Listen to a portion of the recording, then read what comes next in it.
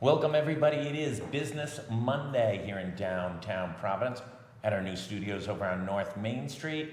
It is Small Biz Fuel Hour, and we've got Tuni Schartner. She is the queen of innovation hubs. That's the only way to describe it. Virtually any innovation that takes place in Rhode Island happens in a place that she started and kicked off. Kind of true.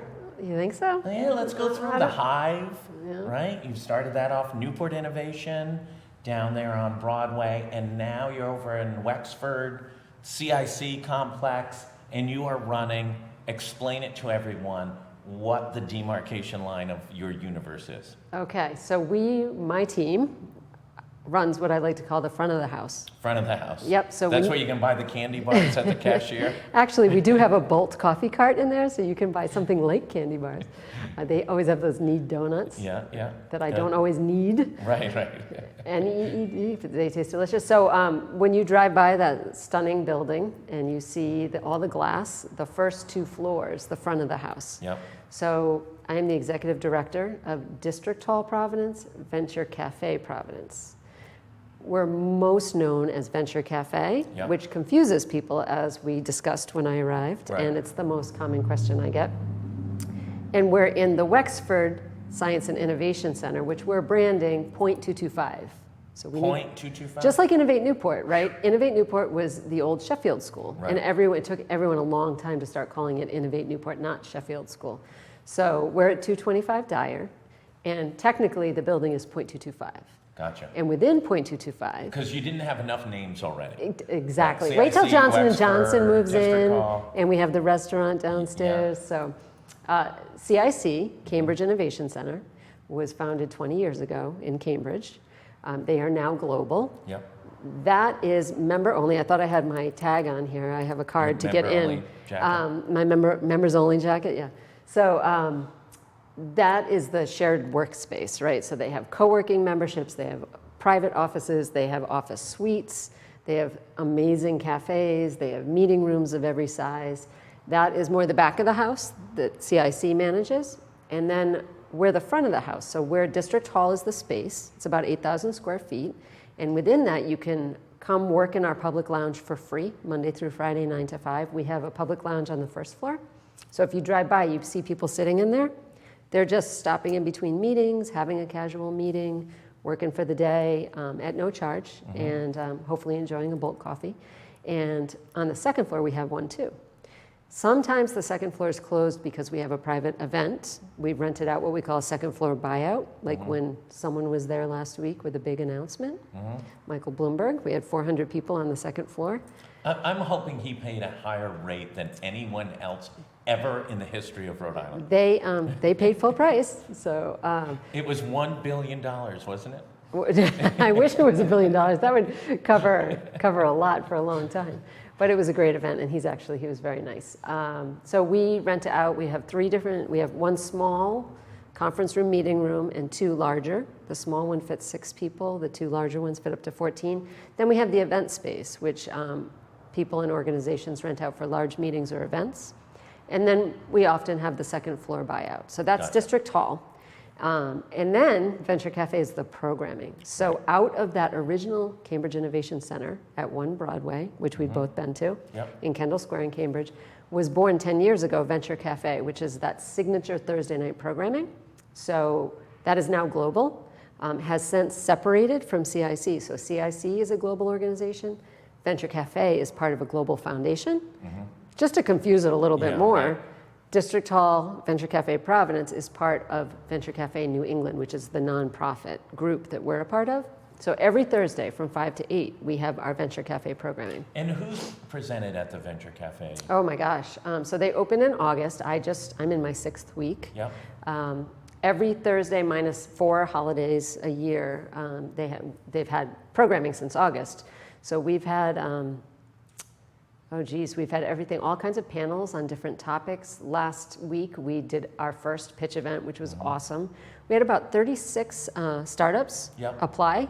We whittled it down to 12, 11 ended up presenting. And then the Saturday before, Avi, who's our program manager, and I went in and we let them 7 of the 11 came in and did practice pitches. Oh, right. And we had over 120 people Thursday night, completely engaged with the pitches, great group of 3 judges, and so many people came out and said that was the best pitch event we've ever been to. So did they, I've been to CIC numerous times, and we've partnered with some companies up there, and I always say the difference between there and here is that there's 100 VCs and private equity groups within spitting distance of that location. We're working on it, Josh. And here, we have none. We have a couple. Oh, really? Who would they be? Well, we have the Cherry Stone Angel Group, Yeah, and then we we have have Cherry Thorn and Slater Technology Fund, Yeah. and we have other independents. Yeah, We're building, I get it, and it's the biggest obstacle, Yeah. right? We're building this amazing innovation ecosystem in Rhode Right. Island. It's a bit build it and they will come. Yeah. 3 weeks ago at the Thursday event at our space, Venture Cafe, I moderated a panel with 2 amazing investors who came down from Cambridge and are active in our area. We spoke about, the topic of the panel was funding gaps for female founders. It was well attended. The investors were super engaged. So being a part of Venture Cafe New England, even though we discussed earlier, we're different than they are. Right. But in our Venture Cafe New England family, there's the original Venture Cafe programming. That director and her team manages that. And then there's District Hall Boston, which is in the Seaport, which is, have you been there? I have not been to that Super space cool yet. building that was intended to activate the Seaport. So now we have all these big buildings around it with this 1-story building that's super busy. And then that director and team also runs Roxbury Innovation Center. I really think of us in Providence as being a combination of those 3. So we talked about earlier, us not being like it is in Cambridge, Right. but we have that ecosystem a little bit, and we're building it more. And listen, so. I understand that it's new. Are we starting to see new companies in which, and you don't have to name them or you can name them, either way is fine, and you go, ooh, that is real, like, that's a real co. That's something that's pretty interesting. Yeah.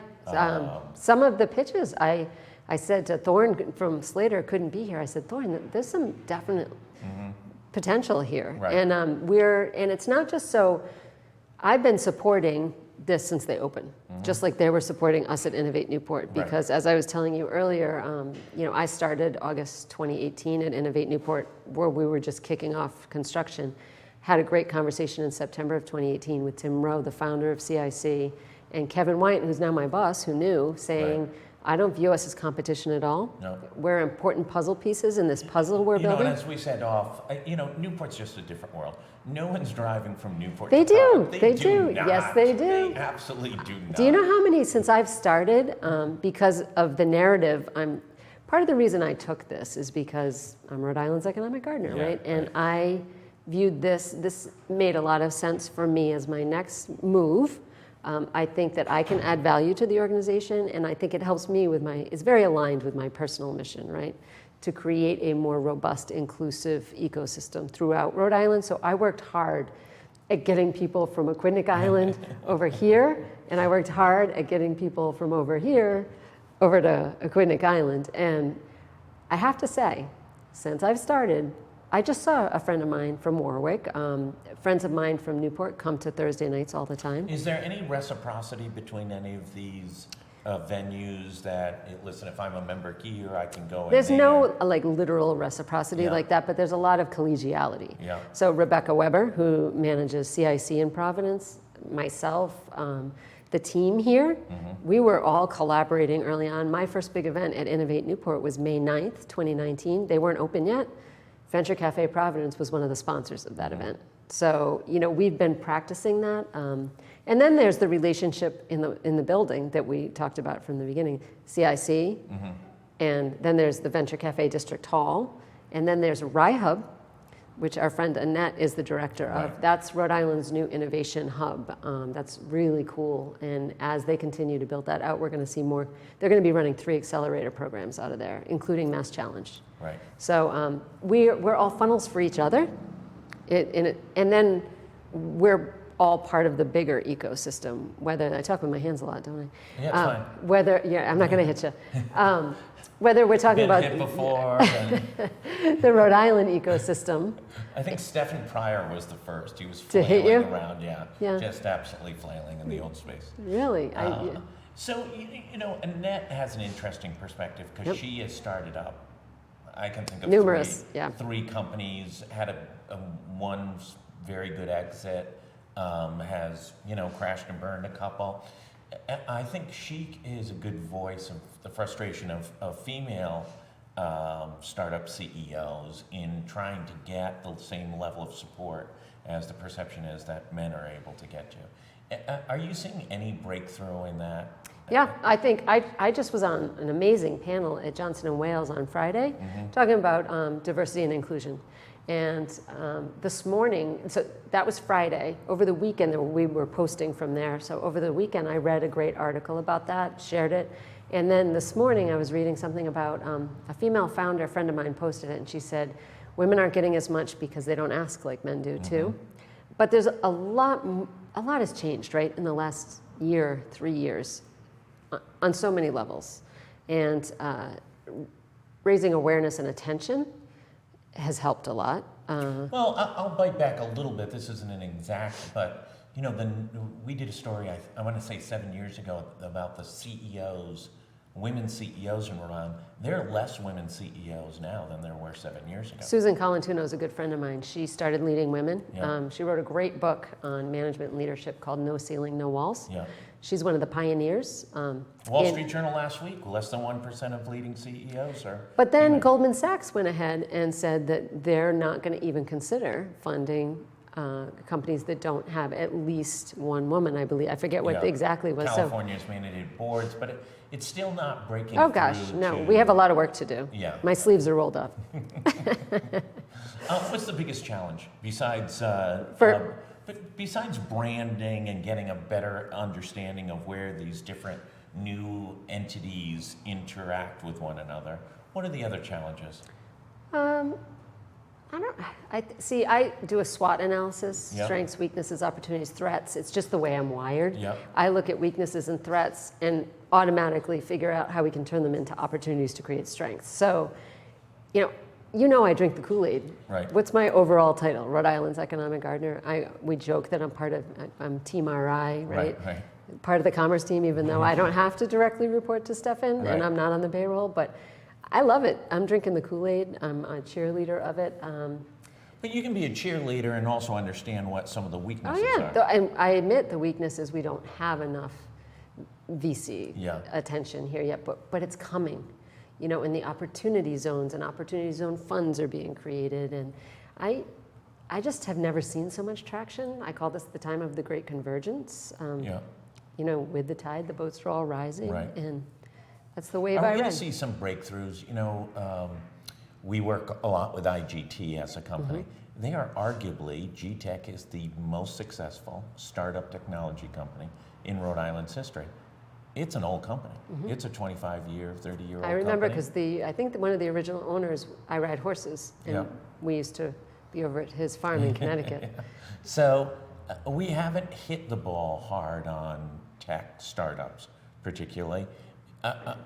Are we going to see that in the next 3 to 5 years? It's what we're invested in. Yeah. The building I live in now is the Wexford Science and Innovation Center. So that's what we're focused on, and many levels. I mean, med tech, bio, that's the fastest growing sector of our economy. I Right. keep saying that, so I hope that's accurate, but Yeah. I'm pretty sure it is.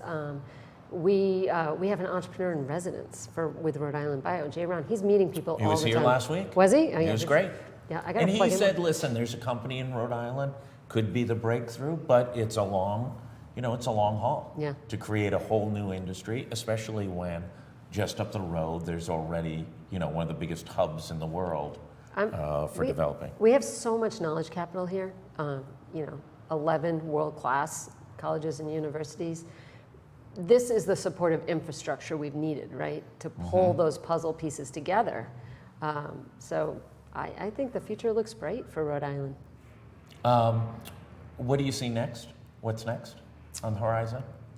more building out of the Innovation District. Yeah. It really feels like, and you know me, I live in southern Rhode Island, and this feels like the gateway now. Where I reside, it's exciting. Right. The energy, it's charged, and I think it's the beginning of it. By the summer, we're going to have that park open, Right. that pedestrian bridge. I love it, like Plant City. Yep. It's so nice to have plant-based food of all kinds right across the pedestrian bridge, and that I have an app that I can, because I'm pretty busy as the director of this space, so 3 o'clock will come and I'm hangry and I can just order through my app. Do not go over at 3 o'clock. It's dangerous. Unless you over there. bring food from Plant City. Yeah, that's right. You can come anytime if you bring me food. But they have a great app, so I get it delivered. Great. And what's the next thing? Just more, Yeah. more. There's a lot of great energy. I think, we were talking before about Venture Cafe Providence, District Hall Providence, not being like the Boston counterparts, right? But that's okay, because we're Right. part of the same family. Friend of mine from here, who I'm gonna have dinner with tonight at the Hope Club, she just presented at District Hall Boston last week. She texted me on Thursday night, guess where I am? And one of our design thinking rock stars in Rhode Island was at the Venture Cafe in Philly a few weeks ago, and she's going to the Venture Cafe in Miami. That reciprocity Right. within our local family, the New England family, the national family, the global family, and then through the CIC Venture Cafe relationship, I can text Rebecca or email her and say, hey, we're working on this programming. Do you have anyone in the ecosystem that Will we you be can pull over? visiting South Beach a lot in late March? Oh, right across from the fire station. I have to start visiting some of our I would counterparts. go to Miami. So in I said to February, Kevin, late I could February, really early use March. some sunshine. Yeah, that's right. A little Yeah. vitamin D. Yeah. Anything that is soon to happen there that you can share with us? In Venture Cafe District Hall. So the programming was pretty baked in Yeah. for Q1 when I came on board. So as I mentioned, this is my 6th week. Already kind of reorganizing the team. Yep. We've been super busy. We've gotten tons of inquiries. I started January 2nd. I don't know what happened, but like the clouds parted and the inquiries started coming in That's for the great. meeting and event space. So that's great. We have, I don't know if I can announce it, but there's something exciting that's going to happen on March 2nd. March 2nd? There's Put going to that be in an your calendar. announcement. We just had Michael Bloomberg there. We have our Thursday night programming starting in the second quarter. We're switching to themes every month for our Thursday night programming. Great. So every Thursday, free and open to the public, great networking, great programming. But starting in April, we're going to have a themed month. So every Thursday we'll have something around that theme in the programming. And then we're going to continue our mini conference nights, Great. which are called our Connect nights. So April is defense and veterans. That's our focus. So, Right. and then MedTech is May. We're going to have a great event on May 7th that we're working with NEMIC, New England Medical Innovation Center. You Sure. know all about that. Yeah, absolutely. And Commerce, and that's going to be really exciting. We're going to have, it's going to be like an adult science fair, and we're going to activate that whole like second floor area. That's going to be great. And this Thursday we have, I think everyone knows Tim Hebert, right? Sure. Okay, so Tim's very focused on leadership and culture, promoting healthy cultures within workspaces.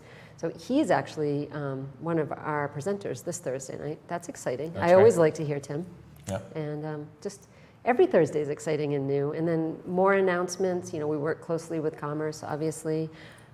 Just having Orsted and CIC and then launching their innovation hub. I'm so excited about that because, as you know, I was a big part of the blue economy and the offshore wind space. Oh, absolutely. When I was over in Newport, so it's Right. fun to still be active in that space. Well, listen, I think, they couldn't have gotten a better person for it. Thank You've you. been really at the cutting edge of building these relationships and creating these giant networks that pull folks together to be able to collaborate and It's a create team some sport. Yeah, it's a team sport, absolutely.